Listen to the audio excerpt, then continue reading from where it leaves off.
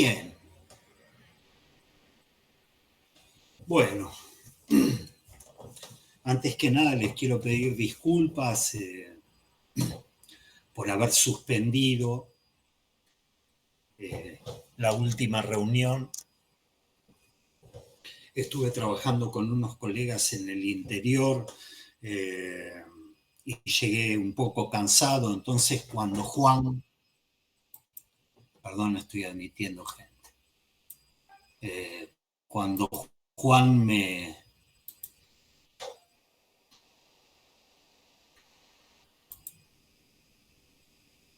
llamó, no, perdón,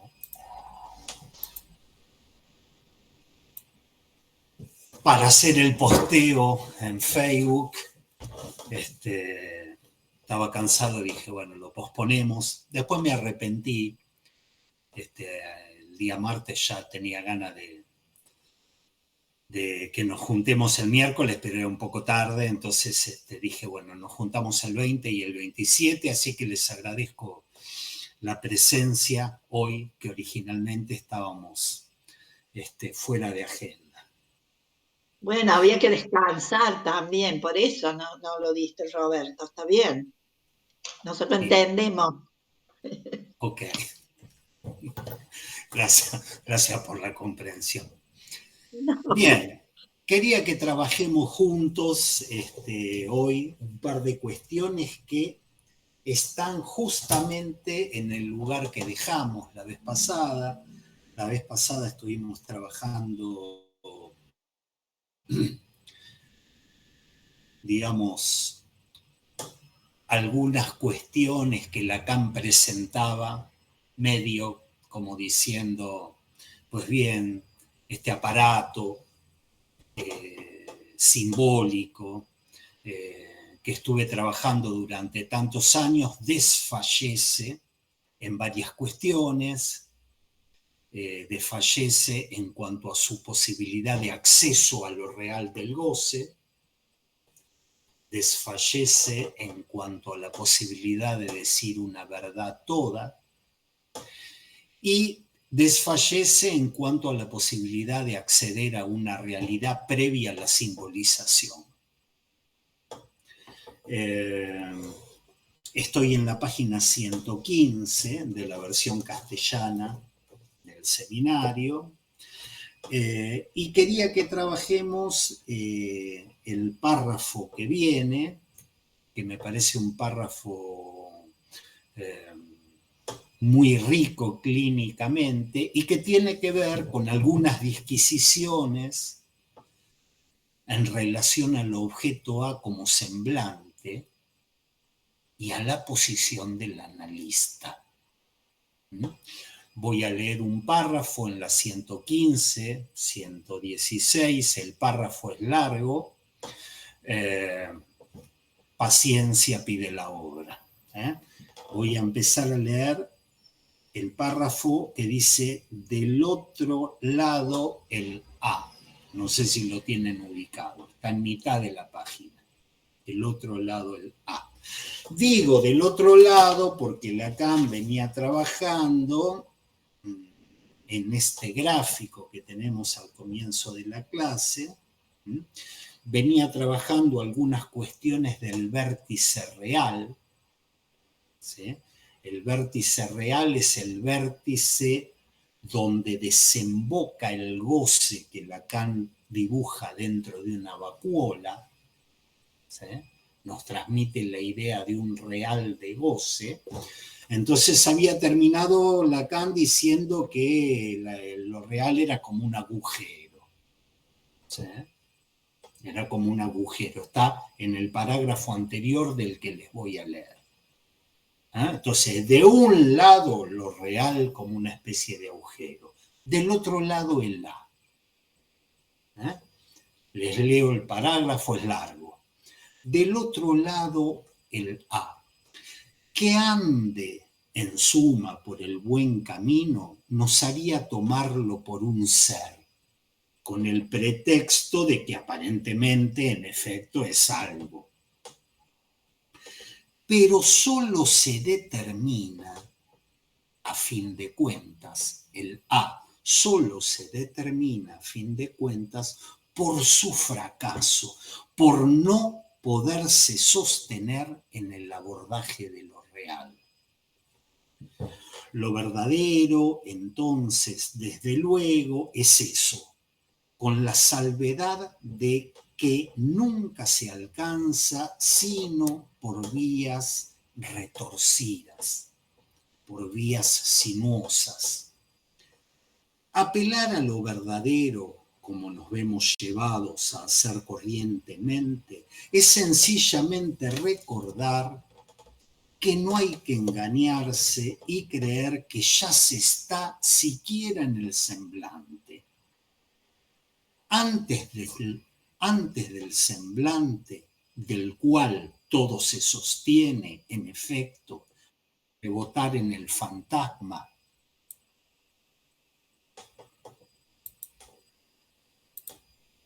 Retomo. Antes del semblante del cual todo se sostiene en efecto para rebotar en el fantasma, debe hacerse una distinción severa de lo imaginario y de lo real.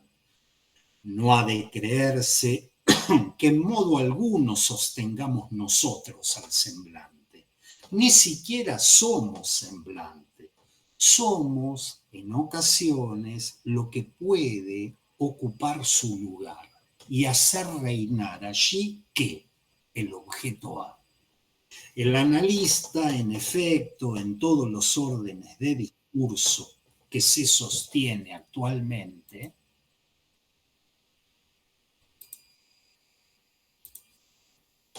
el analista, en efecto, en todos los órdenes de discurso que se sostiene actualmente, es quien, al poner el objeto A en el lugar del semblante, está en la posición más conveniente para hacer lo que es justo hacer, a saber, interrogar cómo saber lo tocante a la verdad.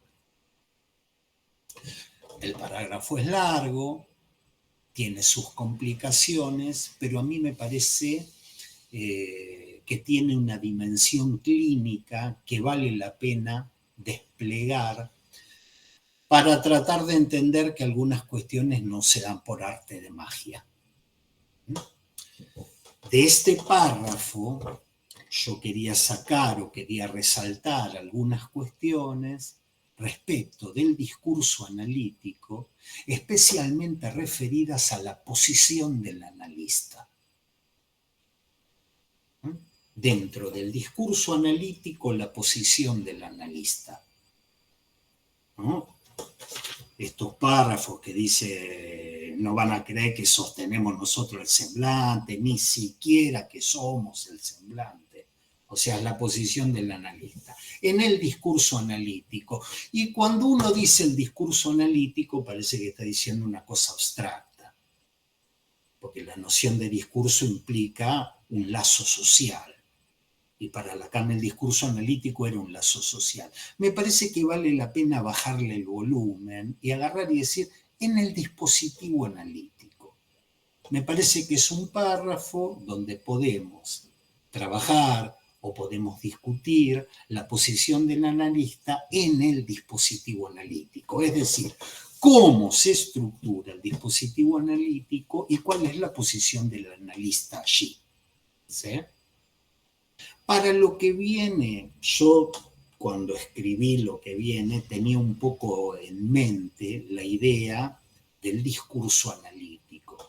El discurso analítico ustedes lo van a encontrar, no sé si recuerdan, porque fue hace años, en la clase 2 de este seminario. No sé si recuerdan que los discursos están hechos con 4 términos que Lacan va girando, generando configuraciones distintas, diferentes lazos sociales, diferentes discursos. Y el discurso analítico era aquel que en la parte izquierda tenía el objeto A en el lugar de la gente, abajo el saber en el lugar de la verdad, Y en la parte derecha tenía el sujeto barrado en el lugar del otro, es decir, el analista como objeto A se dirigía al sujeto barrado, causaba esa división subjetiva, y el S1 en el lugar de la producción. Si quieren, después revísenlo y van a ver que las cosas que vamos a trabajar hoy juntos tienen como fondo de pantalla un poquito ese dibujo de lo que es el discurso analítico. Y sobre ese fondo del discurso analítico nosotros comúnmente decimos cosas. Del dispositivo analítico nosotros decimos cosas comúnmente. Decimos que el analista ocupa el lugar del objeto A como causa del deseo. El dispositivo analítico, el analista, ocupa el lugar del objeto A como causa del deseo. Y afirmamos que decir objeto A, causa del deseo, equivale a decir que es el objeto que produce la división subjetiva. O sea, el analista ocupa el lugar del objeto A, causa de deseo, en tanto produce la división subjetiva. ¿Sí? Y decimos que el objeto A es un semblante inventado por Lacan a partir de la noción de objeto perdido en Freud. ¿Eh? Son frases que comúnmente decimos. Y evidentemente decimos muchas cosas. Entonces quería empezar con ustedes un caminito que es decir, cómo llega a ocupar el analista el lugar del objeto A causa del deseo.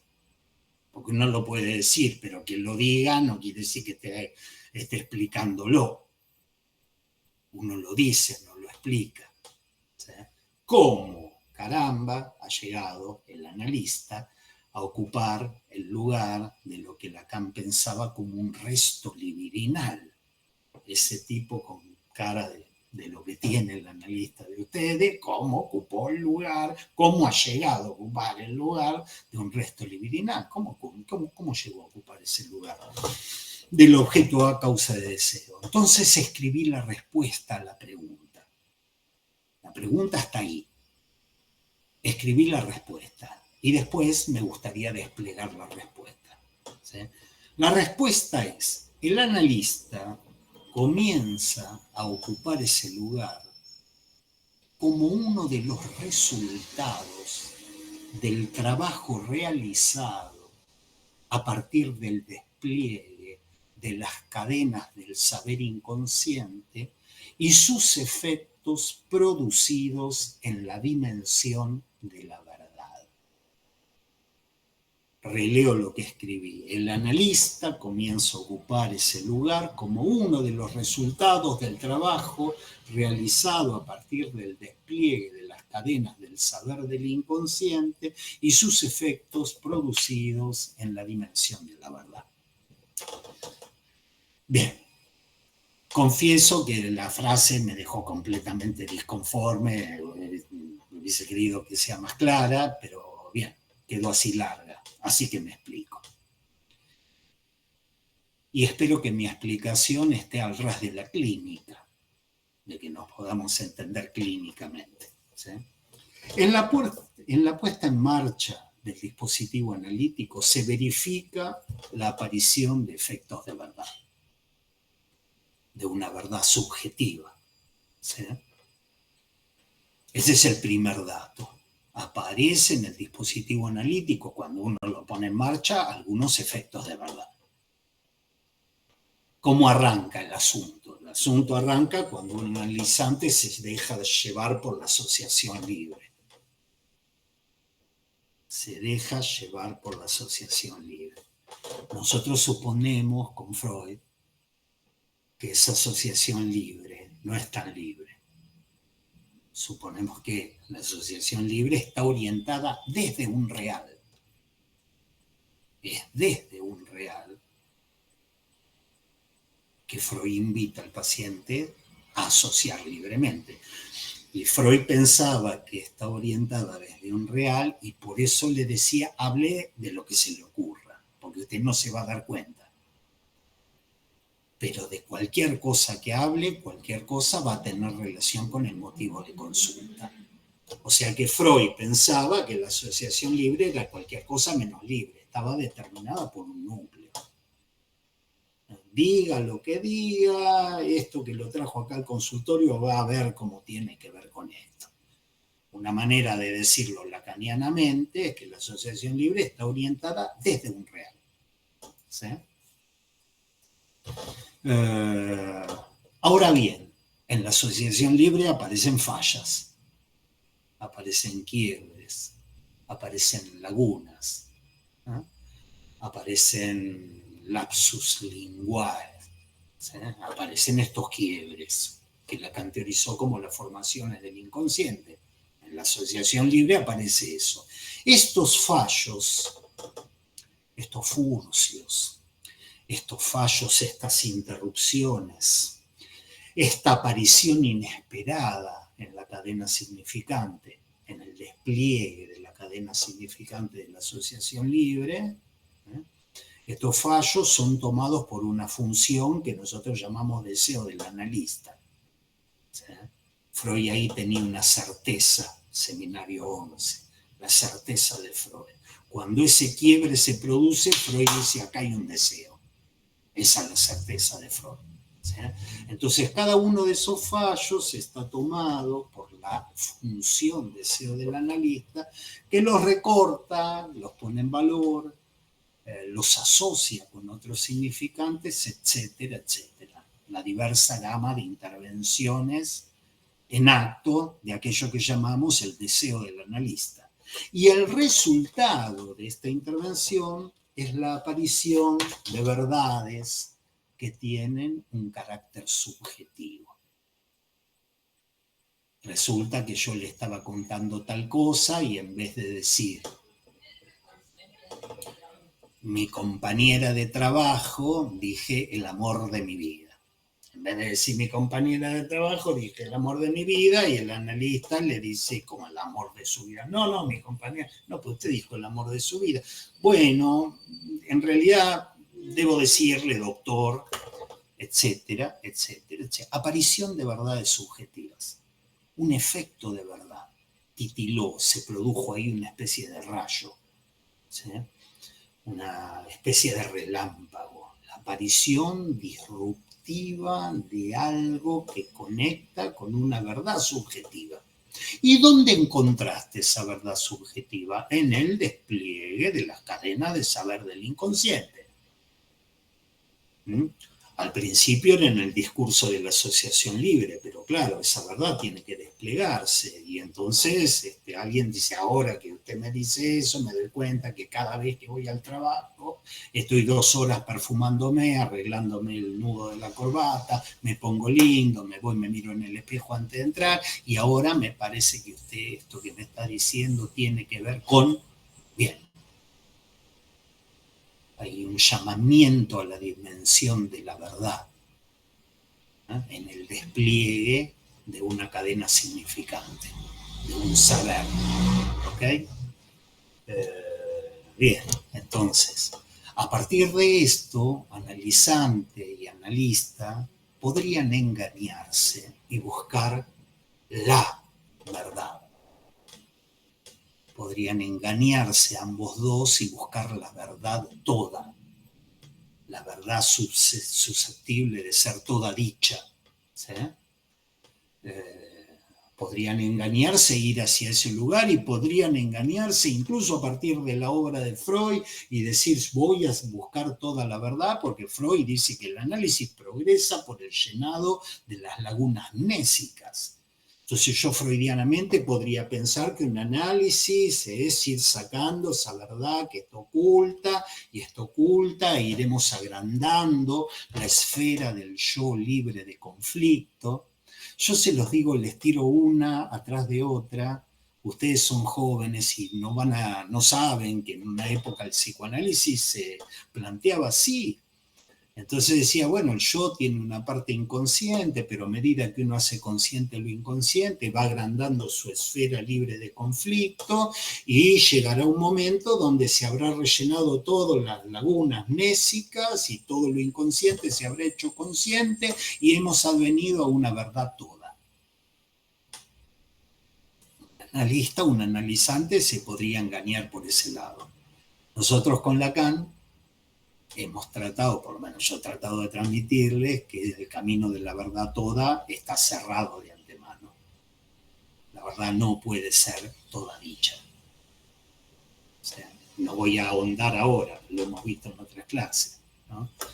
La verdad no puede ser toda dicha, lo que en principio nos pone, digamos, en un problema, porque nos pone con la aparición del efecto de verdad, pero que no puede ser toda dicha. Sí, es un problema, pero nosotros dijimos, sí, es un problema, pero resulta que en cierta forma está bueno porque es precisamente en esos puntos de falla, es en esos puntos de impotencia, de imposibilidad de la verdad de ser toda dicha, es en ese punto de falla donde la verdad apunta a otra cosa, apunta a lo real.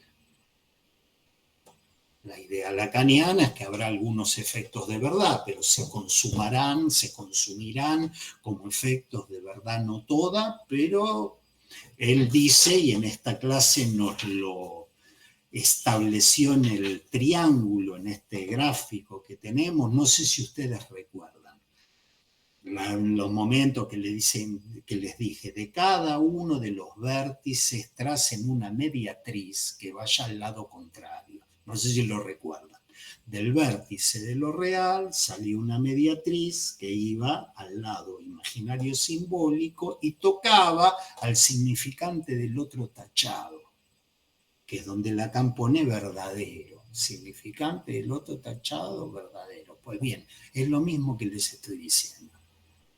No puede haber una verdad toda, la verdad cae bajo los efectos de lo que no puede ser dicho, es el significante del otro tachado, ¿sí? Pero es precisamente en ese punto en que la verdad apunta a lo real. Es precisamente en ese punto que la verdad apunta a lo real. ¿Sí?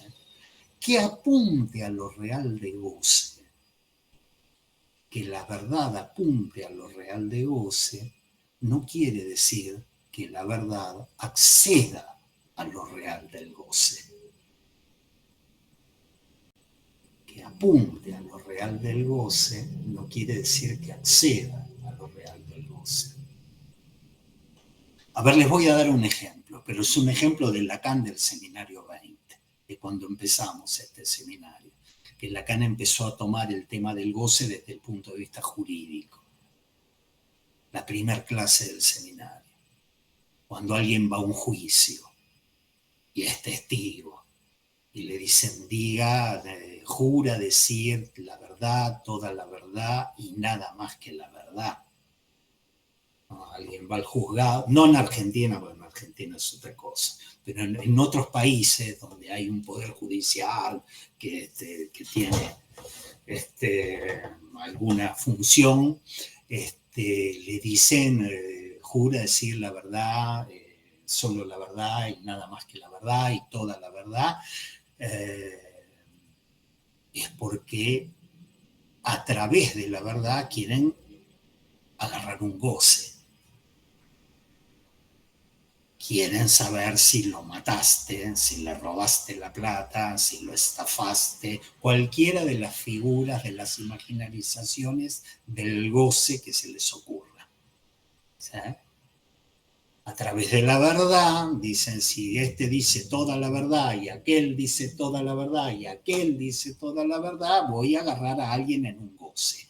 Y si agarra a alguien en un goce, va a terminar en la penitenciaría, que es donde se hacía la penitencia.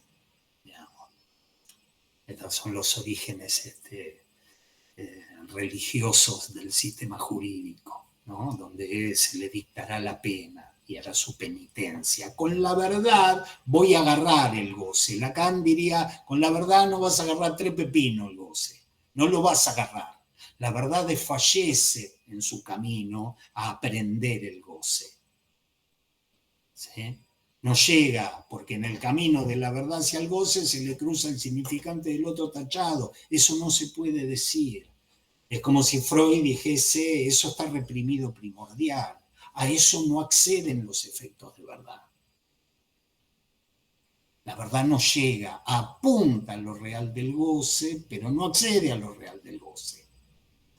Entonces, retomando esto que dijo Lacan, uno podría afirmar que es en los retorcidos, sinuosos y poco transitables caminos de la verdad no toda, en los retorcidos, sinuosos caminos de la verdad no toda, se va produciendo un semblante de real.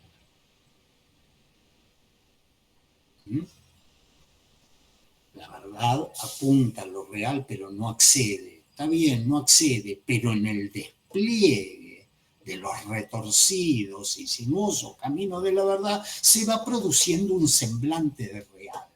Un semblante, como yo les decía en las últimas clases, indiscernible de su condición imaginaria.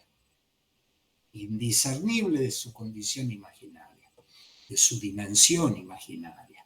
Que entre nosotros, aquí de entre casa, y que no salga de acá, uno diría, bueno, es la manera en que cada uno imaginariza el goce. Recién les tiré alguna manera en que uno imaginariza el goce. El que estafa, el que mata, el que viola, el que abusa, el que roba, el que está fuera de la ley. Siglo XX Cambalache. Es en los retorcidos y sinuosos caminos de la verdad que se va produciendo un semblante de goce. ¿Sí? Volvamos al triángulo. Si quieren, volvemos al triángulo. Y entonces decimos, pues bien, en el vértice simbólico, abajo a la izquierda, con lo simbólico de la asociación libre, más la acción del analista, la acción interpretativa, teniendo en cuenta que la interpretación es la puesta en acto del deseo del analista, se irá produciendo un semblante de real. No es lo real. Por eso leí el párrafo largo. La posta del objeto A es que desfallece en su abordaje a lo real. No puede el objeto A abordar lo real. Por eso leí el párrafo largo. ¿Sí? En el trabajo asociativo, interpretativo, del despliegue, de las cadenas, del saber inconsciente, conforme van produciendo efectos de verdad, se irá produciendo un semblante de real. ¿Sí? Y es por este trabajo que se produce y ubica el objeto A articulado en el fantasma. Es a través de este trabajo que se va produciendo en el trabajo analítico, ¿sí? Y se va ubicando en el fantasma un semblante de real, que es el objeto A. ¿Ok?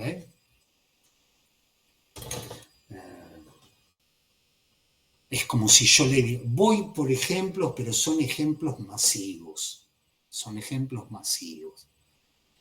Y a través de todo este despliegue que hemos tenido en estas entrevistas que pudieron durar unos meses o 50 años, a través de esto he podido producir un semblante, he podido ubicar algo que tiene un peso en mi realidad, que es una especie de mirada o una especie de voz superyoica que me ha puesto a trabajar no precisamente de la mejor manera en mi vida. Detrás de esas inhibiciones que tengo y de esos síntomas de mierda que me cagan la vida, después de cierto tipo de trabajo que hemos hecho acá con usted, me doy cuenta que hay una especie de mirada acusatoria ante la cual yo tengo que demostrar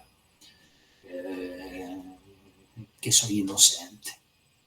Y hay una mirada que ha estado toda mi vida ahí, etcétera, etcétera. Entonces uno ubica ahí un objeto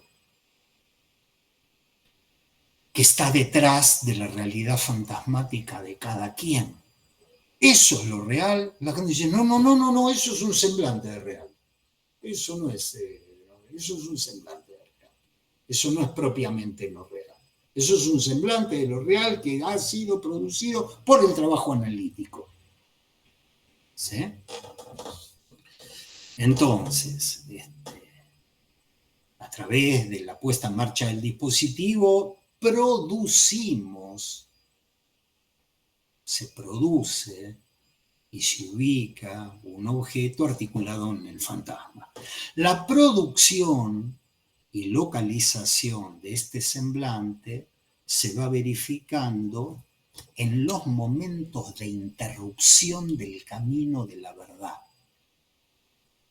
Insisto, una cuestión es que ustedes digan, voy hacia la verdad toda. No vas a agarrar ni en dope ningún real. Vas a ir hacia una cosa cada vez más abstracta, que hemos estudiado en algún momento como adjetivos sustantivados. Hace años lo hemos estudiado. No atrapar ningún real, sino en los puntos de detenimiento del camino de la verdad. ¿Sí? Esa producción se va verificando en los momentos de interrupción de los caminos de la verdad, en los momentos de castración de la verdad, en los momentos de imposibilidad de la verdad en cuanto a su capacidad de acceder a lo real. Es difícil poner ejemplos porque los ejemplos tienen que ser muy puntuales. Yo pongo algunas imágenes para que nos hagamos la idea de alguien motorizado por sus síntomas, inhibiciones y angustia, que va produciendo saber y que va produciendo efectos de verdad, pero hay algo que no termina de poder articular. Hay algo que no termina de poder decir, hay algo que se le va escapando, a eso le pone imágenes, a eso le pone palabras, a eso, pero eso va quedando fuera, de tal manera que uno podría decir, bueno, no accede, ya está, cortemos el mambo.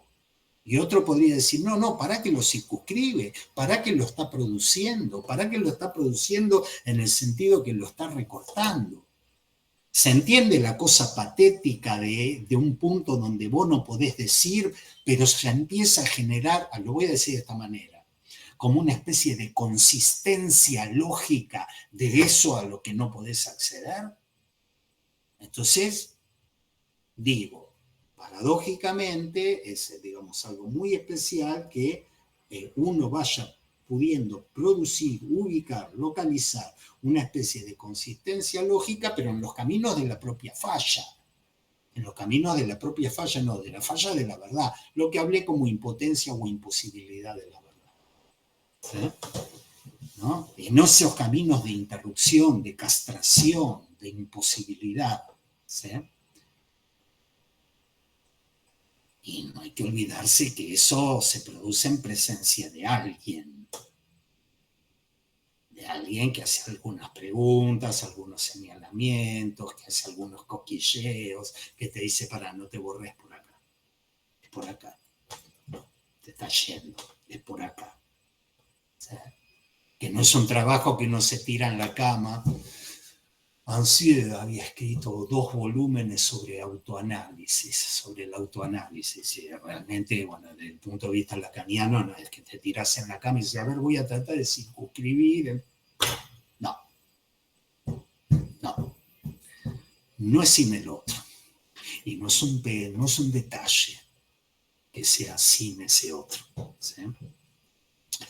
Pero lo que voy es que uno puede afirmar que el saber elaborado en un análisis sería el saber sobre un objeto que está detrás de la realidad fantasmática de cada quien. Uno podría decir, ¿y qué es el análisis? Es una elaboración de saber. ¿Y qué elaboración de saber sobre qué? Sobre un objeto que está detrás de la realidad fantasmática de cada quien, un objeto que causa la división subjetiva en el sentido de que es por él que hacemos síntomas, inhibiciones y angustias. ¿Sí? Esa es la operatividad del análisis. El despliegue de un saber sobre un objeto que es el semblante de un real, y que es un objeto que causa nuestra división subjetiva. Recién les dije, una especie de mirada acusadora, cuando no una especie de voz áfona, un imperativo superyoico, cuando no una especie de demanda en el otro a la que tenemos que responder toda nuestra fucking vida, cuando no una especie de objeto que es como una especie de pecho que no nos da lo suficiente y entonces andamos por la vida pidiendo y pidiendo y pidiendo. ¿Se imaginan que el saber de un análisis sea un saber, el saber que yo puedo elaborar sobre ese objeto? ¿No? Cuánta cosa dicha, cuánto discurso, cuánta cosa se reduciría a agarrar y decir, sos Hamlet con la calavera, así le estás hablando a la calavera. ¿Sí? Bien. Es de señalar, vuelvo. Estoy al ras de la clínica. Hasta acá estoy al ras de la clínica, estoy haciendo abstracciones y elaboraciones. ¿Sí? Es de señalar que este semblante no está de entrada. No está de entrada. No está antes de la puesta en marcha del dispositivo analítico. Es una cosa para señalar. No es que, bueno, te derivaron a tal, abrís y pones cara de no sé qué, semblante de no sé qué, o decís yo funciono como objeto, causa de la división subjetiva, ni tres carajos de eso. No está antes del trabajo del análisis. No está antes de la puesta en marcha del dispositivo, al revés. No está de entrada, es un resultado. El semblante ese es un resultado del trabajo analítico. Es decir, se va generando. Hace muchos años, un tipo, Javier Aramburu, un tipo muy importante, al menos en mi vida, él lo decía de otra manera. Él decía, uno trabaja desde un lugar ciego, que es el lugar del objeto en el fantasma, y no sabe tres caramba de eso. Podés empezar a saber, a medir, que se despliega el dispositivo analítico, pero de movida estás en un lugar que es un lugar ciego. Cierta prudencia exige el asunto. Entonces el semblante no está de entrada, y esto lo dice acá en algún punto. ¿Sí? No ha de creerse, no hay que engañarse y creer que se está en el semblante. Entonces, no te engañes ni creas que está en el semblante. Como mucho, una vez que eso se produce, tal vez tenés la posibilidad de caer en el buen lugar. No sé si es de caer en ese lugar, pero me estoy adelantando. ¿Sí? Estoy hablando de la constitución de ese semblante. ¿Y cómo se constituye, caballero? Y por cierta cuestión que tiene que ver con el trabajo analítico, allí donde el trabajo analítico falla. Allí donde el trabajo analítico hay algo que no puede decir y entonces se empieza a recordar algo. ¿Sí? Es con lo que les decía recién, en el triángulo ubicamos la asociación libre como un trabajo de lo simbólico, me dirijo a lo real, pero resulta que se me empieza a producir un semblante ahí. ¿Sí? Ahora bien, ese objeto, ese semblante real, ¿sí? Es lo más íntimo del sujeto. Ese objeto es el secreto último de su realidad, en tanto su realidad es psíquica, desiderativa y libidinal. Es el secreto último. ¿Sí? A veces doy ejemplos autorreferenciales, qué sé yo, es como que uno diga, bueno, estuve 50 años haciendo cosas y cursos y seminarios y nada más, porque aquí es una especie de mirada, puesta, escondida por ahí, donde yo le tenía que mostrar algo. Uno diría, puta, toda tu vida, sí, pero mira, parece una gilada, pero es lo más íntimo. Y es lo que se esconde detrás de mi realidad. Entonces, por un lado, lo más íntimo de mi realidad como fantasmática, desiderativa y libidinal, lo más íntimo, lo más propio, el secreto último, y a la vez es lo más ajeno. Porque nadie sabe para qué objeto está trabajando. ¿Eh? Entonces es lo más heimlich,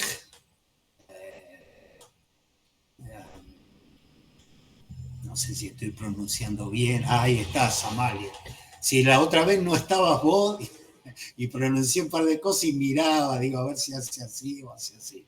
Sin vos estoy perdido en ese asunto. Entonces, es lo más heimlich y a la vez lo más unheimlich. Es lo más propio, pero a la vez lo más ajeno. Esto llevó a Lacan, a mediados del seminario sobre la angustia, a forjar el neologismo éxtimo, el sextimo. ¿Sí? Es algo que es lo más interior, pero es lo más exterior. Y es éxtimo en la medida en que, siendo íntimo, puede articularse, puede ser transferido. Puede ser transferido a un objeto exterior a mí, por caso el analista. Es una manera de decir, uno dice, bueno, pero ¿qué es magia? ¿Agarrás un objeto? No, ese objeto se constituye a partir de tu trabajo causado por el analista. Y ese objeto, que es lo más interior tuyo, lo vas a transferir ahí. Lo vas a alojar ahí. Es una dimensión de la transferencia a mi gusto. Lacan trabajó muchos años y de muchas maneras las dimensiones de la transferencia y yo creo que esta es una consecuencia, la dimensión libidinal de la transferencia es consecuencia de la dimensión epistémica de la transferencia, de la acción del sujeto supuesto saber.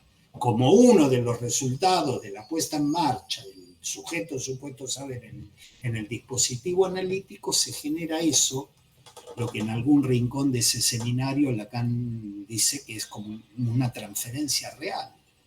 Se transfiere esa imposibilidad, se transfiere ese imposible, se transfiere ese resto libidinal. Eso que has producido en el análisis, lo has producido en el análisis, en la vida existía, pero vos de eso no sabías nada. Estaban los límites de lo que podías saber, pero eso se transfiere. ¿Sí?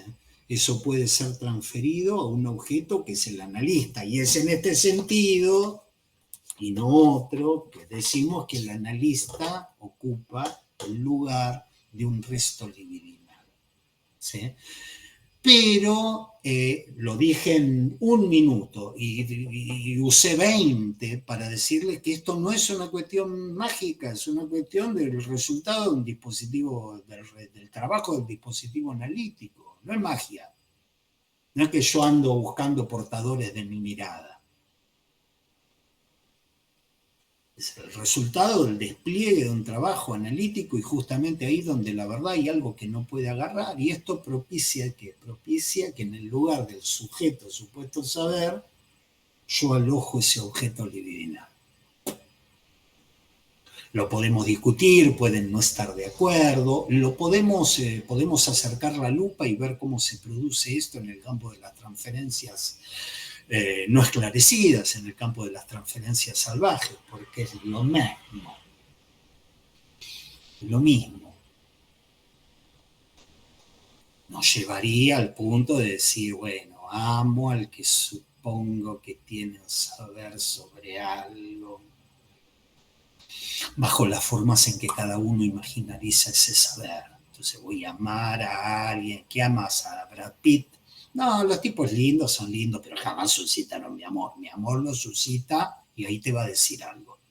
Y ese algo se concreta, esa dimensión libidinal de la transferencia se concreta cuando se verificó algo ahí, y ese algo tiene cierta dimensión epistémica. Lo podemos discutir, ustedes pueden decir, no, las transferencias salvajes no tienen este tipo de cosas, es un flechazo, está todo bien. ¿Sí? Quiero extenuarlos un poco la idea de lo que es la palabra producción. Hay algo que produce el trabajo.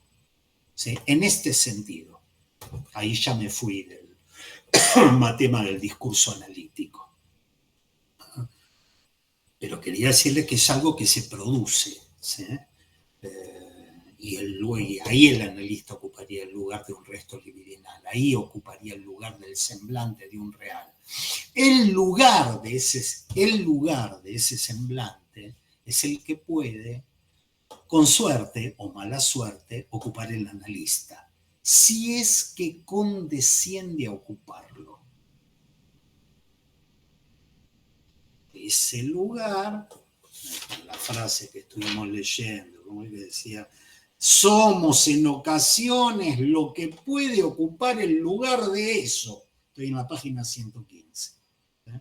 No ha de creerse que sostengamos al semblante, al revés, ni que somos semblantes, somos en ocasiones, con suerte o sin suerte, lo que puede ocupar su lugar y hacer reinar allí el objeto A como semblante. ¿Sí? Ocupar ese lugar. Si condescendés. Y digo si condescendés porque no parece ser un lugar muy confortable para ocupar. ¿Sí? Porque es un lugar al que le va a estar dirigido un odio-amoramiento bajo la forma de actings, de pasajes al acto, de todo tipo de maledicencias. Un odio-amoramiento. Y lo digo ahí como muy liviano. Acting, pasajes al acto, algunas broncas que le están dirigidas a ese lugar al que vos condescendiste a ocupar. ¿Sí? Lo digo la parte más liviana. Muy, pero muy poco, no sé si alguno, creo que ninguno de ustedes conoce mi consultorio, o alguno conoce mi consultorio. Hay 3 puertas. La puerta de entrada, la puerta de un pasillo a otro pasillo y la puerta propiamente del consultorio. Yo alguna vez he escuchado, vi a alguien pararse y escuché un portazo en la puerta del consultorio. Y acto seguido, un portazo en la puerta que une los 2 pasillos. Y decía, y ahí viene el tercero. Y el tercero, como es una puerta más alta y más grande y de doble cosa, portazo. Y es un lugar, les garantizo, al que está dirigido cierto odio, amoramiento, que en algunos casos, yo lo digo en esto y uno se ríe porque uno después se ríe, ¿qué carajo va a hacer? Pero a veces son lugares muy especiales porque se le puede estar dirigido a ese objeto, lo voy a decir así, una desestabilización, un desarreglo. Y uno dice, che, caramba, ¿qué hice yo con esto? ¿Qué pasó? ¿Qué pasó con una cosa complicada? Y yo no abrí la boca, no dije nada que yo pueda agarrar y pensar qué pudo llegar a producir, y sin embargo hay algo que le está dedicado a eso. ¿Sí? Se le actúa a eso. ¿Sí? Se le habla a eso. Y son los puntos más densos de la transferencia. Son los puntos más densos de la clínica. Son los puntos donde vos te sentís medio con la mano así atada, porque te da ganas de decir lo que hizo Freud. ¿Sabes qué te está pasando? No soy yo, esto se lo estás haciendo a tu papá, porque seguramente te debes acordar a este sueño que trajiste que es a tu papá que le estabas haciendo. Esto no es a mí, esto es a tu mamá. ¿Sí? Y si agarramos Melanie Klein, esta ansiedad esquizoparanoide no me está dirigida a mí, no la he producido yo, sino el pene de tu madre que te persigue retaliatoriamente, bla, bla, bla, bla. Era una manera de decir, yo con esto no tengo tres carajos que ver. Es su padre, es su madre, es un... Lacan lo lee así. Es un lugar angustiante, es un lugar de que me quiere, que se te transfiera eso. Por eso uno hace los síntomas, inhibiciones y angustias desde ese lugar, en una suerte de inversión del dispositivo. Uno hace como sujeto inhibiciones, síntomas y angustias que se echa a la gente encima. O casualidad, siempre me olvido que vienen de las 3:15. O casualidad, me aburre y le interpreté la envidia del pene, así, que claro, por supuesto que lo rajaste, boludo, perdón.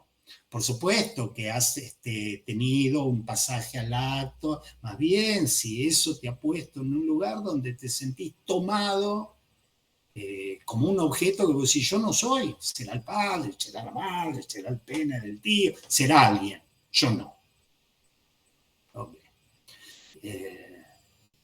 Es un lugar, un odio-amoramiento no susceptible de ser reintegrado por ningún simbólico interpretativo. Ningún simbólico interpretativo agarra eso. Por eso le fue como le fue a todo el mundo. Y por eso Lacan tenía sus temas, decir, esto no se interpreta, muchacho. Lo que pasa es que no quiero entrar en eso sin joda, porque si no tenemos que ir al seminario 8, pero decía, con eso se maniobra. ¿Cómo se maniobra? Igual, se maniobra. ¿Sí? No lo interpreté. ¿Sí? Ya entré a la parte patética, pero no hay que olvidarse que el analista es una creación del dispositivo analítico. No es que alguien nace con eso, ni treveline. ¿Sí? Y entonces decía si condesciende, porque a veces no condesciende. Uno a veces hace, dice, o no hace y no dice cosas y muestran que no condescendió por su manera de laburar. Y uno dice, se fue, yo no quería que se vaya, yo no quería, sí, no quería, yo no sabía, y es que no condescendiste a ese lugar, ¿no? Y digo, no es un lugar grato, es divino, como sabe, es un genio, es divino, hasta que no es divino. Entonces, se trata de un lugar que en el mejor de los casos, destina al analista a ser un desecho. El resto de una operación, en el mejor de los casos, lo destina a ser un desecho. El resto de una operación. En este sentido, el analista es un producto del trabajo del analizante más un deseo de ofrecerse al lugar de ese producto. ¿Sí? Y cada una de estas afirmaciones que les vengo haciendo hay que verificarlas caso por caso. Cada una de estas afirmaciones se me está escuchando porque de repente medio que se borran y vuelven a aparecer, se escuchan.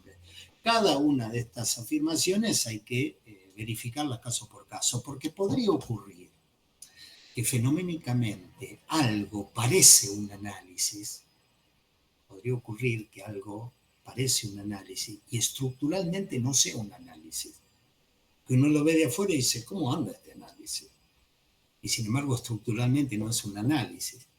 Podría suceder que el lugar del semblante no esté ocupado por el objeto A. Podría suceder que el lugar del semblante esté ocupado por un S1. Y si el lugar del semblante está ocupado por el S1, el analista operaría como una especie de portador de saber, como una especie de portador de saber hacer con el goce, y que será una posición al que el analizante habrá de acceder algún día. ¿Sí? Es decir, uno de afuera dice, che, ¿cómo anda este análisis? Y uno de adentro dice, sí, lo que pasa es que en el lugar de semblante no está el A, hay un significante amo y hay alguien que condescendió a encarnar ese significante amo de quien sabe qué carajo se hace con el goce, tiene un saber hacer ahí y con sus interpretaciones está bajando un poquito de alguna manera, una especie de saber al cual accederá algún día el analizante a quien ya le crecerá. Es lo que Lacan decía en la sesión de la clave fálica al otro. El que sabe es él. Uno a veces lo encuentra eso, lo encuentra, qué sé yo, gente que se acerca y dice, mira, vengo porque tengo problemas con el anudamiento del simbólico, en la épicure sobre lo imaginario y todo, y uno dice, ¿de qué estamos hablando? Este es el motivo de consulta. Porque la compulsión de repetición, al articularse con el significante de la falta en el otro, uno dice acá, hay alguien que se agarró de eso y dice, bueno, es un saber ahí, que esto si yo insisto con eso, ya me va a crecer. Es verdad que ordena un poco las cosas, los amos tienen esa ventaja de ordenar algo, la desventaja es que eso se desordena. ¿Sí? Porque la manera de ordenarlo es mediante la represión, entonces eso se desordena. Entonces bien podría pasar que algo que parece un análisis estructuralmente no lo sea, o puede ser que el lugar del S1, del objeto A, esté ocupado por otro semblante, por una división subjetiva. Una especie de analista histérico que constantemente estaría barrando y poniendo a producir al otro. Y sí, pero tuve 40 años con alguien que me ponía a producir ¿desde qué lugar? Del lugar de la división subjetiva. Una especie de mayéutica. Por eso para Lacan Sócrates creo que en algún lugar decía el más célebre o el más noble de los histéricos. No era ni célebre ni noble, pero bueno, en fin. Pues espero poder transmitirle que estructuralmente no siempre un dispositivo analítico lo es. Mal dicho. No siempre un dispositivo analítico es un dispositivo analítico. A veces es otra cosa que se le parece, pero que es otra cosa. ¿Sí? Entonces, el discurso analítico, entre paréntesis, el dispositivo analítico, está organizado en estos términos. Un trabajo simbólico con orientación a lo real. Cierto despliegue de la dimensión de la verdad que no accede a eso real, pero que produce el objeto A como semblante. Coma. La ubicación del analista en ese lugar. La ubicación del analista en ese lugar.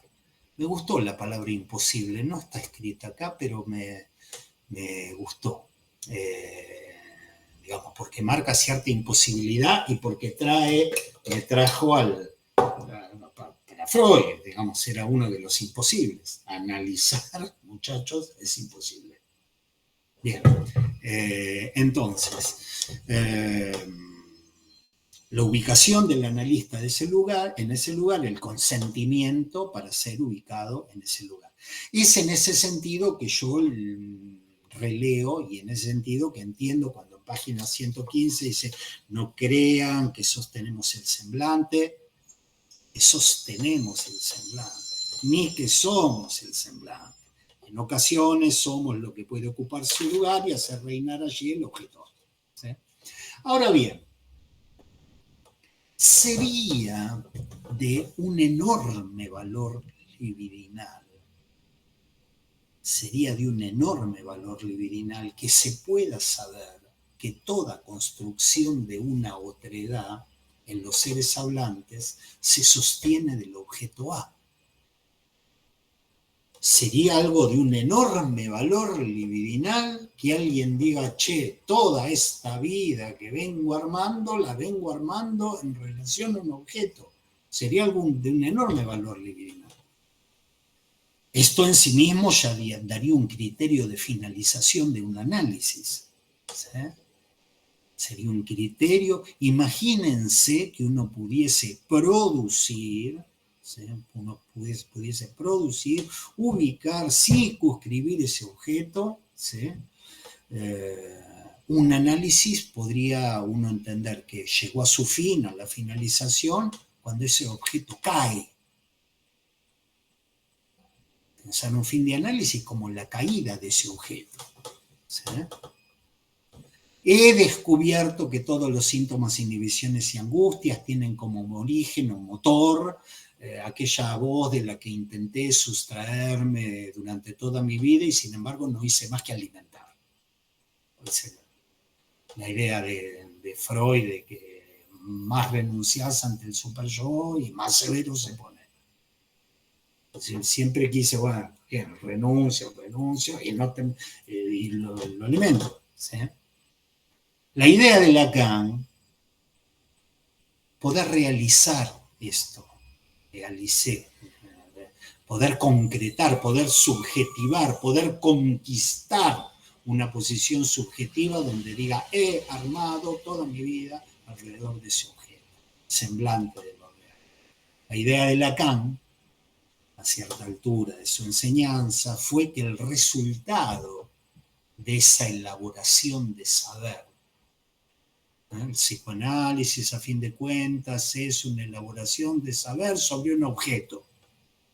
Pues bien, la idea de Lacan, a cierta altura, es que el resultado de esa elaboración de saber sería, idealmente, producir un efecto de separación respecto de ese objeto, como trabajo propio del análisis, producirlo. Y después que el análisis produzca un efecto de separación respecto de ese objeto, una operación de separación respecto de ese objeto, o al menos el tener cierta posición esclarecida sobre las fijaciones libidinales que produce. ¿Ok? Pensar el trabajo de un análisis que podría conducir a un punto de separación de ese objeto, o al menos, como es que lo escribí, cierta posición esclarecida sobre ese objeto, porque eso produce ciertas fijaciones libidinales. A la 14ª vez que me enamoro de una mujer, y las 13 anteriores me fueron infieles, tal vez, si yo tengo cierta posición esclarecida sobre mi fantasma, yo diga, bueno, más vale no la voy a buscar en los lugares donde busqué las 13 anteriores, me va a volver a ser infiel.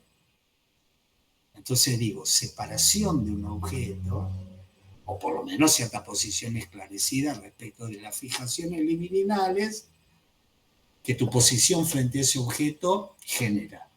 ¿Ok? Un efecto de separación, de negativización, de deslibidinización, de cierto desinterés libidinal. Al verificar el sujeto el orden de suplencia que ese objeto tiene. Cierto efecto de separación, de deslibidinización, de negativización, al verificarse que eso tiene un papel de suplencia respecto de otra cosa, suplencia de la relación sexual que no existe.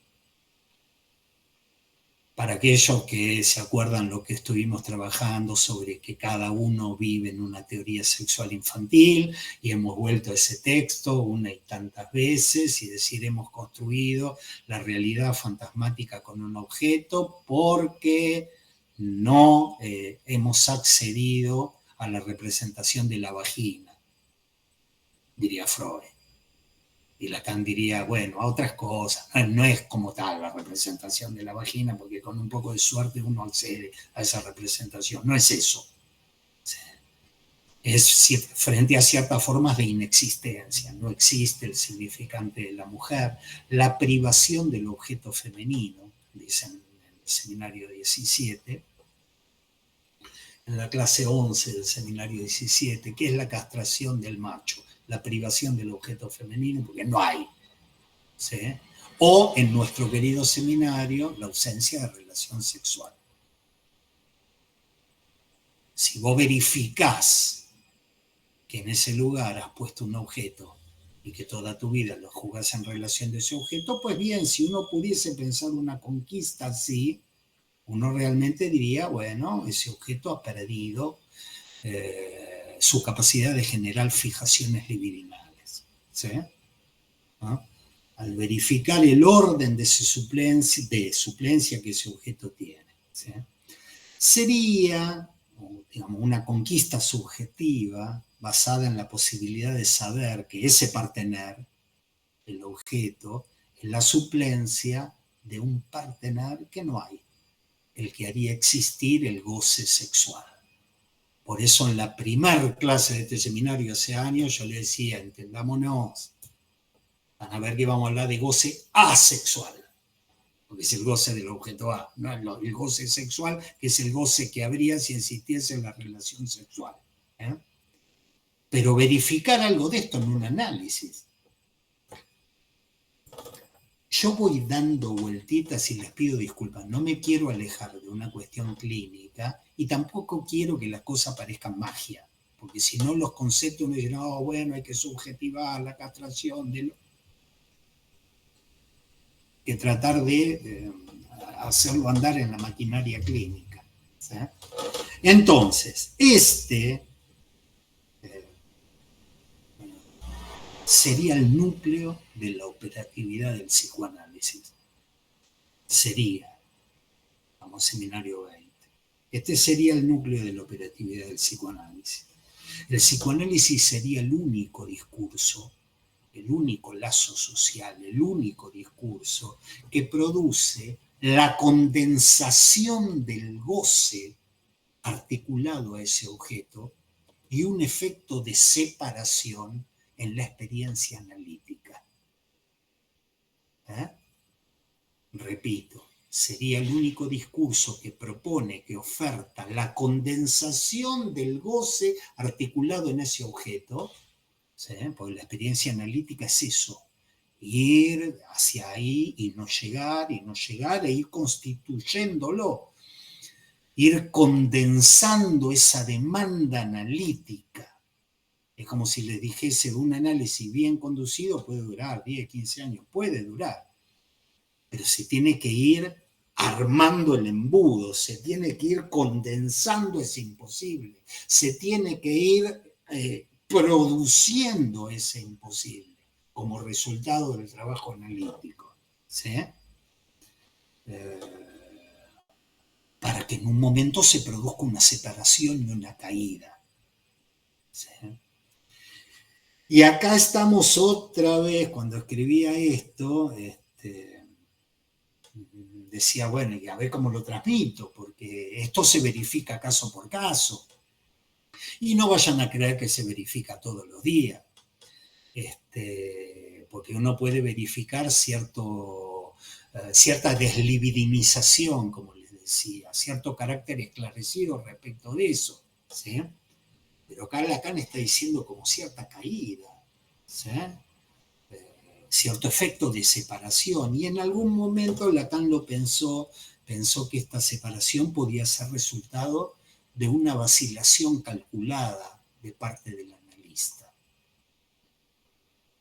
En algún momento pensó ese efecto de separación tiene que ver con algo que él llamó en ese momento vacilación calculada de parte del analista, porque si no podría seguir esa demanda dirigida a él, al analista, con estos efectos de producción del objeto, pero que esto no caiga, que no se produzca este efecto de separación, y bien podría ser resultado de un acto del analista, de un cálculo del analista, de una vacilación calculada. ¿Pero qué quiere decir vacilación? Que te corres un poquito de ese lugar, que te corres un poco de ese lugar de objeto, una suerte de intervención que lo muestre, que lo haga evidente, y que al mostrarlo y al hacerlo evidente lo haga caer.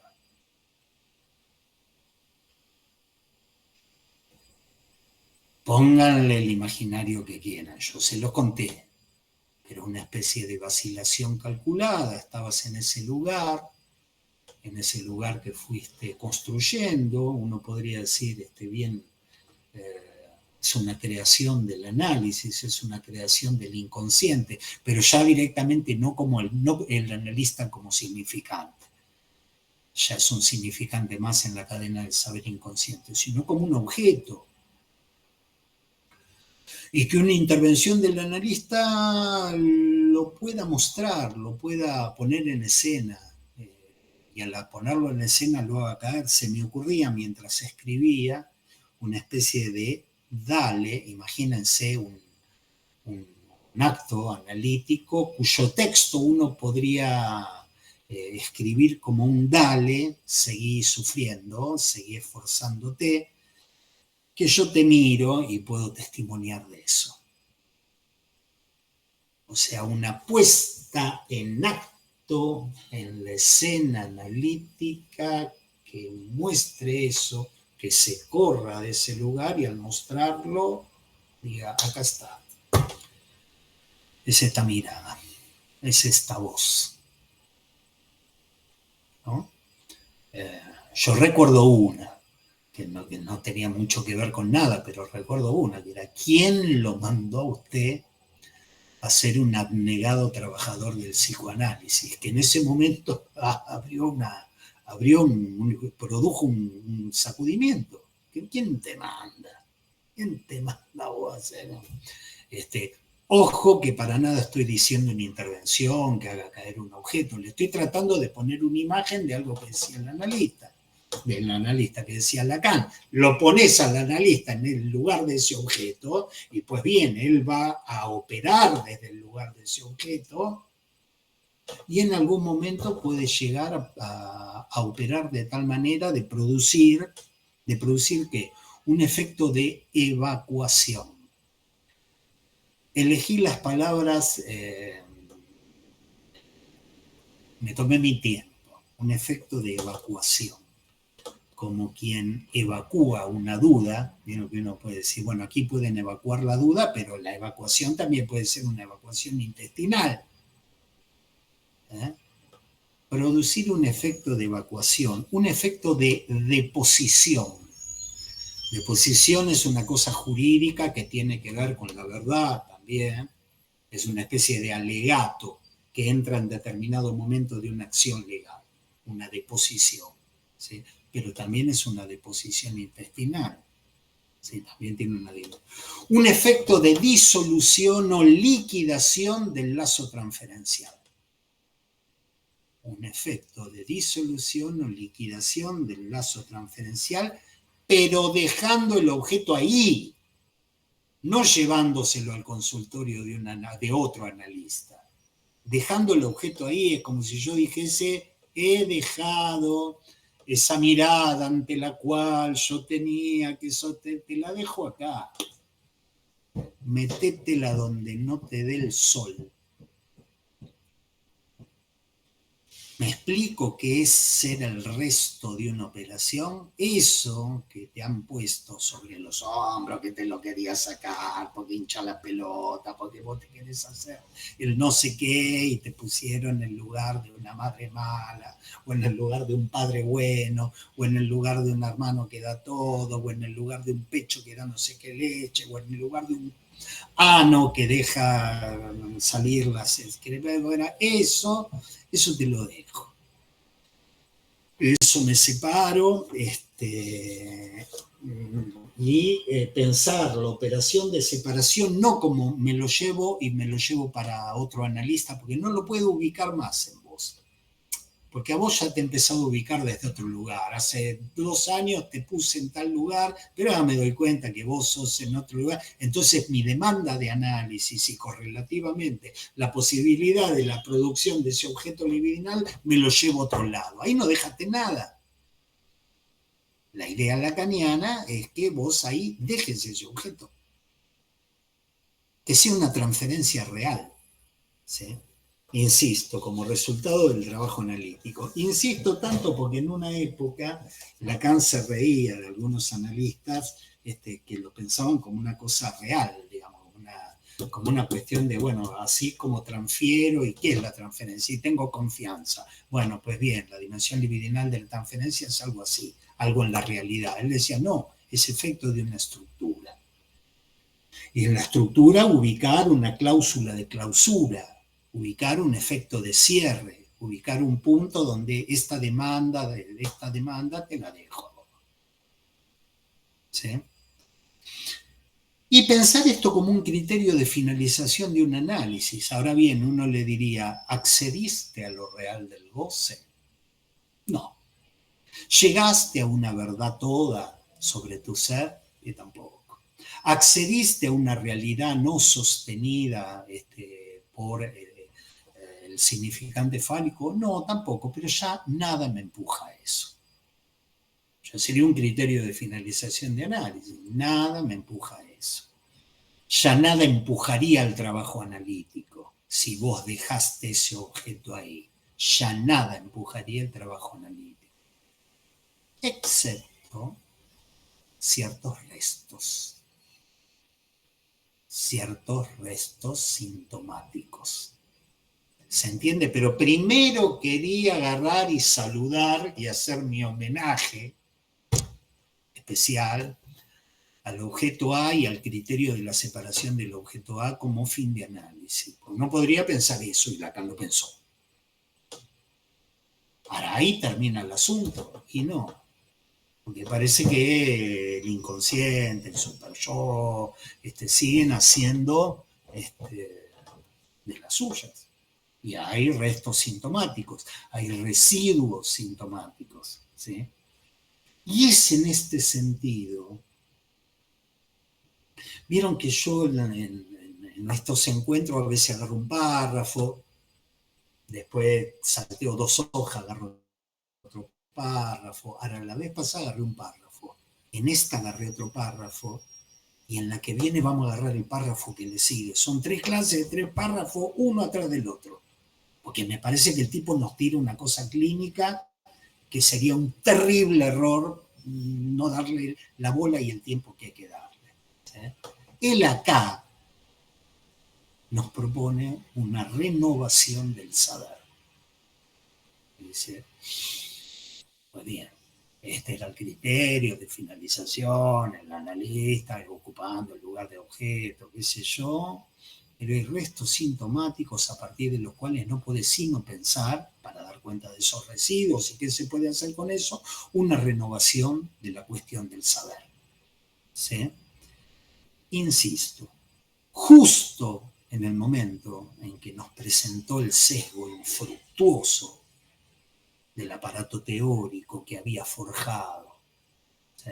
3 registros, la verdad, el semblante, la significación fálica, justo en ese momento que nos presenta ese sesgo infructuoso que estaba traducido como depreciativo, ¿sí? En el párrafo ese de la clase pasada, justo en ese momento dice algo así como, che, empecemos de nuevo. ¿Qué es el saber? Arranquemos de nuevo. ¿Qué es el saber? Porque van a ver en este punto 3, cuya lectura recomiendo, cuya lectura les recomiendo muy, muy calurosamente, van a ver que no cualquier cosa que se sepa es saber. No cualquier cosa que uno sepa es saber. De hecho, a veces viene al consultorio alguien que te dice, sí, yo sé que esto por una identificación con mi madre, y esto es por una formación reactiva respecto del goce del padre. Y che, ¿y cómo andás de los síntomas? No, yo estoy igual. Ya sé todo, pero estoy igual que siempre. Entonces resulta que parece que el saber no es cualquier cosa que uno pueda decir, yo lo sé. ¿Sí? Y ahí Lacan nos va a transmitir que el saber es algo que se usa. No lo usás, no lo sabés. ¿Sí? es algo que tiene que ver con el saber hacer, ¿sí? Que van a ver en los próximos seminarios como una cosa que eso florece. ¿Por qué? Porque dice, tenemos que empezar a pensar el saber de otra manera. El saber es algo que se usa, que es un saber hacer, que es un saber práctico. Cómo saber andar en bicicleta. Cómo saber andar en bicicleta. Voy a dejar acá, si hay algún espacio para las preguntas o para los comentarios o para algún estilo de amenaza, damos en el lugar. Y la vez que viene, arrancamos con... Gracias, Roberto. No sé si se escucha porque estaba un poco entrecortado. Sí, a Roberto se le escucha un poco bajito. Recién se te cortó, Roberto. Ya. Ok, ahora no. El Un volumen... poco mejor. Un poco mejor. Bueno, muchas gracias, Roberto. La clase ha estado para mí muy, muy rica en cuanto a articulaciones con la práctica. De todas maneras, yo siempre te sigo cojeando y quería preguntarte si has introducido dos reales en lo que has dicho. Nos hablaste de que en el dispositivo analítico, el analizante, cuando entra en el dispositivo, se deja llevar por la asociación libre, que no es tan libre, que bueno. Y allí dijiste que está orientada desde un real.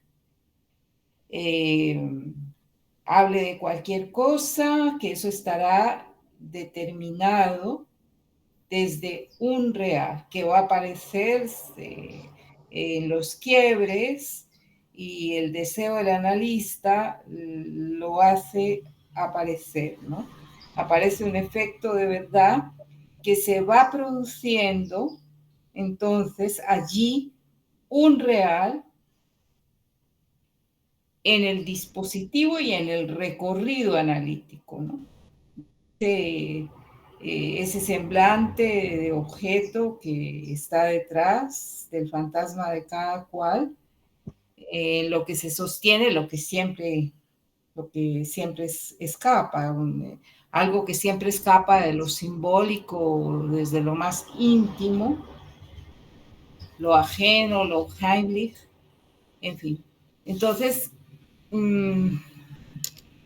has hablado de dos reales, el que se va a producir como resto de lo que lo simbólico no va a atrapar y un real al comienzo del análisis.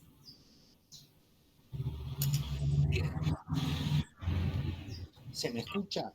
Sí, sí, sí. Okay. Bien. La respuesta es afirmativa. A lo mejor el desarrollo no es el mismo, pero la respuesta es afirmativa. Sí, efectivamente, constantemente pero en diferentes escenas, ¿No se escucha? Ay, si levantás un poquito la voz, sí. Vamos. Tengo la garganta medio mal, por eso tuve que repetir bicicleta, pero vamos a gritar un poco así. Dejamos la voz. Les dejé la voz en la... Sí, efectivamente. Efectivamente, constantemente en el seminario hay una especie de tensión entre dos dimensiones de lo real, constantemente. Razón por la cual en algunas clases, en algunos recorridos, hemos trabajado lo relativo al objeto A como plus de gozar. O sea que pensamos que ahí había un goce articulado al objeto A, y hemos hecho como mucho en el seminario para plantearlo por el lado del partener del goce fálico. Entonces decíamos, ahí hay en el objeto de la pulsión algo indiscernible de cierta dimensión de goce, ¿sí?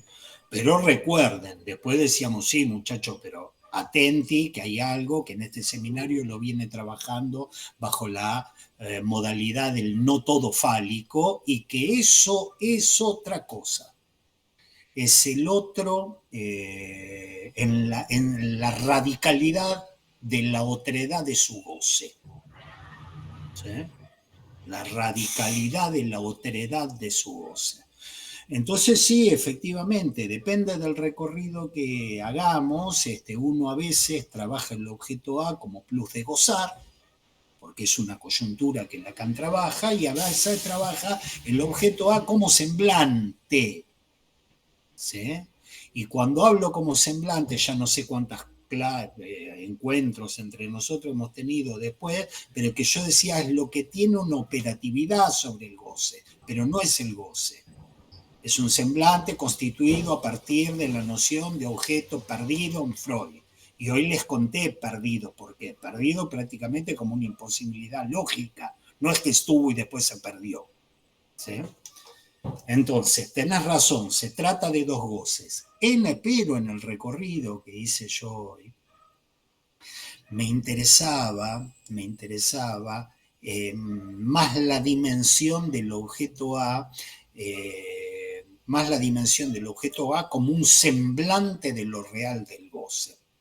Y entonces el recorrido, muy pero muy compactado, sería: miren, muchachos, diría Freud, yo sé que la verdad de la milanesa, el origen del asunto, es una irrupción de goce. Si ustedes son neuróticos, en algún momento han tenido una irrupción de goce, una irrupción traumática de un quantum energético, y han hecho con su vida lo que pudieron hacer con eso, especialmente una neurosis. Así arranca todo. Y todas las construcciones neuróticas, los síntomas, inhibiciones y angustias tienen como origen una irrupción, un real. Tienen como origen un real.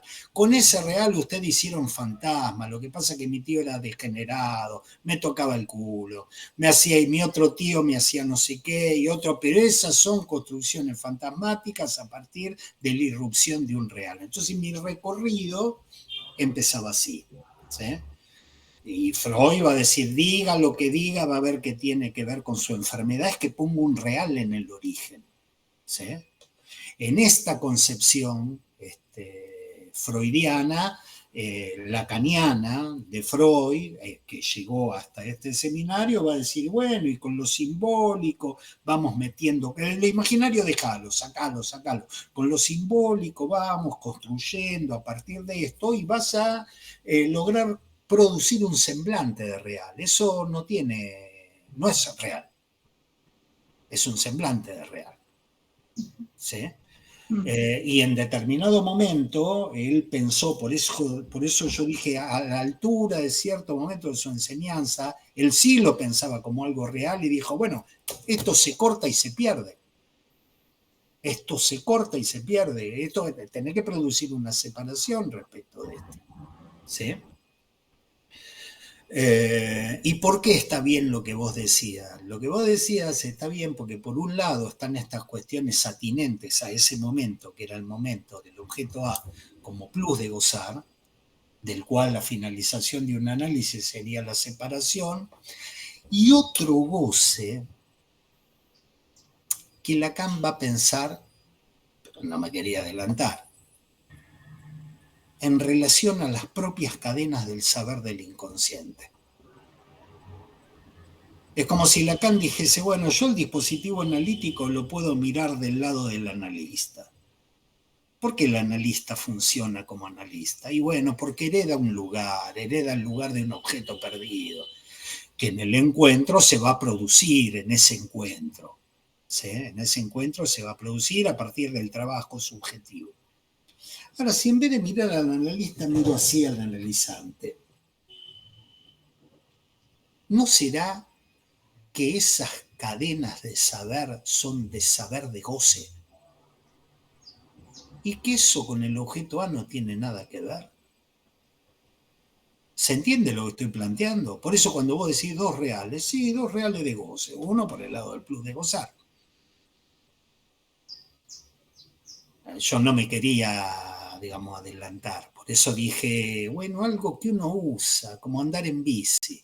Andar en bici para mí es una de las ideas, una de las imágenes más lindas de un saber, que es un saber de goce.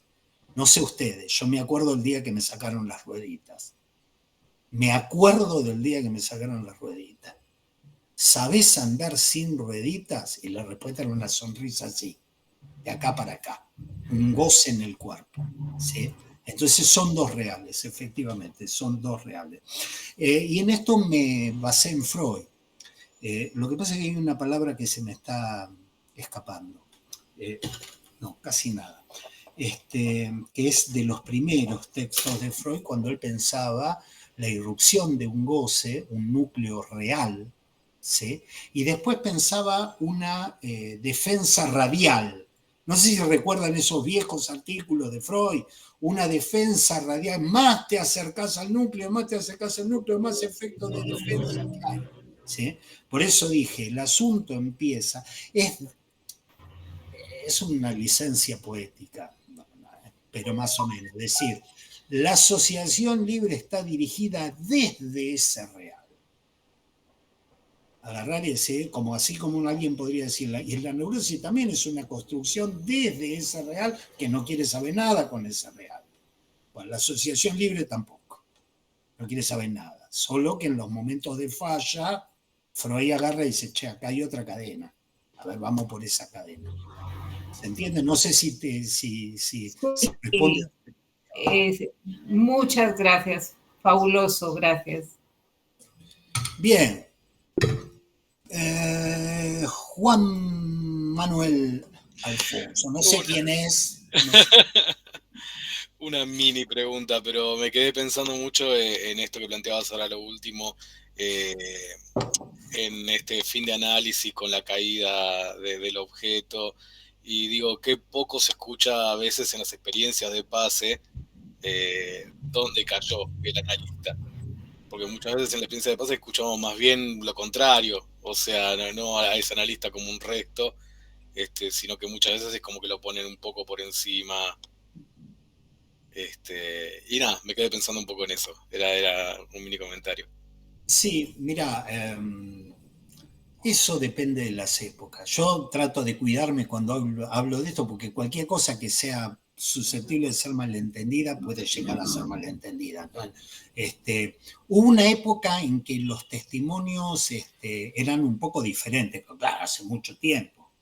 Y entonces uno escuchaba más la cuestión del atravesamiento del fantasma y la caída del objeto. ¿Sí? Entonces hacía coincidir la producción del objeto en el fantasma con la caída del objeto encarnado en el analista. Se escuchaba más eso. Después vino toda otra dimensión que es la dimensión que si tenemos suerte la vamos a poder trabajar juntos, ¿sí? Que tiene que ver con los residuos sintomáticos, con saber hacer, con los residuos sintomáticos, con la identificación al síntoma, con el sentóm y con todas esas cosas que son muy importantes y que tal vez tengamos la suerte de laburar juntos. No, yo pensaba en esto de la construcción del fantasma, que es una ventana de donde se mira, donde se mira el mundo, que no fue suficiente, porque, bueno, justamente que vos acabas de decir esto de los restos sintomáticos, que es lo que hizo que había otra cosa que no era simbólica y que tenía que ver con lo real, digamos, que es lo que hizo que empezar a trabajar desde otro lado que es desde lo real. Una cosa así, no sé si está bien. Sí, estoy de acuerdo. Por eso este tríptico de 3 párrafos seguidos. Uno que dice la verdad, lo que esto para acceder a lo real es como una especie de agujero, la verdad que no sé bien, ¿no? El segundo, pensar un final con el objeto A. Y el tercero, esta cuestión de los restos sintomáticos. Esto se verificó, porque la gente decía, bueno, ha sido una vacilación, una caída del fantasma, y del objeto que estaba sosteniendo libidinalmente mi realidad como fantasmática. Muy bien. Y ahora, ahora la realidad se arma de nuevo. Yo no vivo en la pulsión, digamos. En el seminario 11, hace 9 años atrás, hacía como hincapié ese final, no lo puse, se me ocurre ahora por tu pregunta, no lo puse, digamos, como otra manera de vivir la pulsión. Había pensado como un final de análisis, como otra manera de vivir la pulsión. Pero sí, la realidad se les armaba de nuevo con restos sintomáticos. Eran residuos y, pero cayó el objeto. Y entonces atrás del síntoma, ¿qué hay? Porque el tema del objeto ya lo pusimos claro, eso no está atrás de los síntomas. Y bueno, hay otra cosa. Y es este momento donde de verdad, cuando Lacan dice, les propongo una renovación del saber, no lo dice por decir. Acuérdense, me contaron que atrás de esta clase viene el barroco, y que atrás de ese barroco viene los redondeles de cinta, le ronde de ficelle. O sea, tipo dijo, empieza a ver como una cosa que la empiezo a ver diferente. No la empiezo, que la empiezo a acentuar, porque ya en el seminario 17 el saber era saber de goce. Sí. Bien, ¿preguntas? ¿Alguno más? ¿No, amor? Bien. Gente, nos vemos, para los que puedan, el miércoles que viene. Muchas gracias, Roberto. Gracias, Roberto. Muy linda clase. Gracias. Gracias.